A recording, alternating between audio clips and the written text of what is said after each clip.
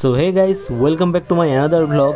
আর আজ হচ্ছে নববর্ষ, সবাইকে জানাই নববর্ষের আন্তরিক প্রীতি ও শুভেচ্ছা। অ্যান্ড আজকের ব্লগের থিম হচ্ছে চন্দননগরের বিখ্যাত স্ট্যান্ড ঘাট।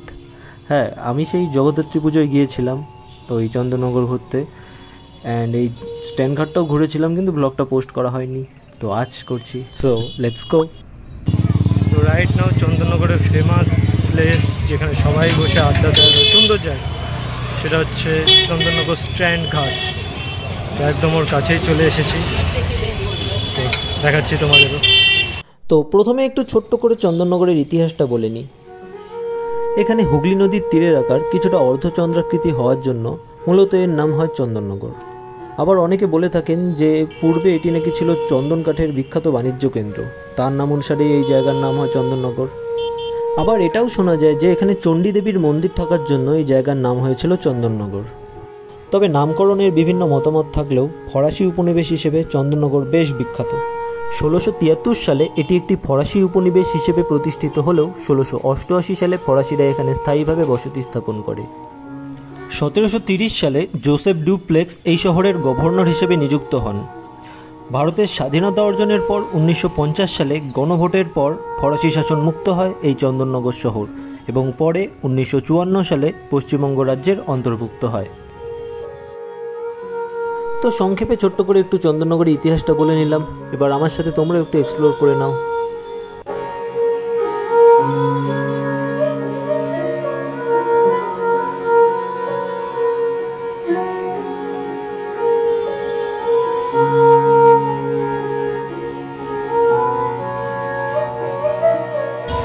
তো পেছনে গঙ্গায় সবাই স্নান করছে, আমারও ইচ্ছা করছিল একটু স্নান করি, না তো এখন এই যে ওপরে যাই, ওপর থেকে ভিউটা খুব সুন্দর আসে।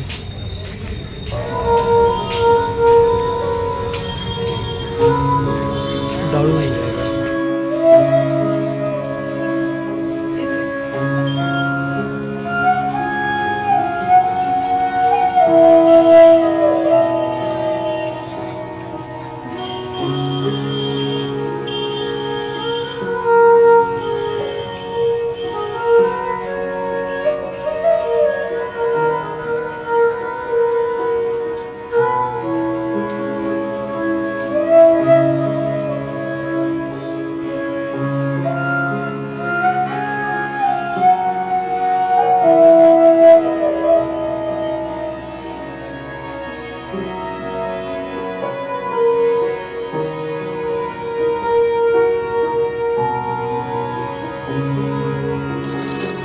এখানে ভেতরে দেখতে পাচ্ছি পার্কও আছে।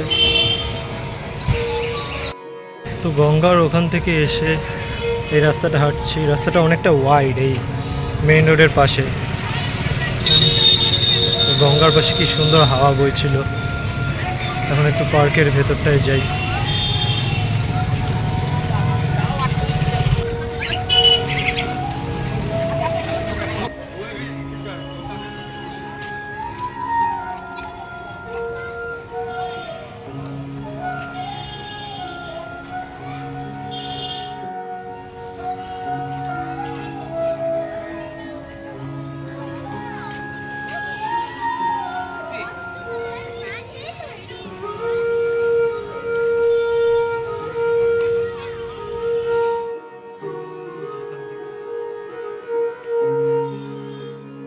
তো এই ভিডিওটা আর বাড়াচ্ছি না, দেখা হচ্ছে অন্য কোনো ব্লগে। টাটা।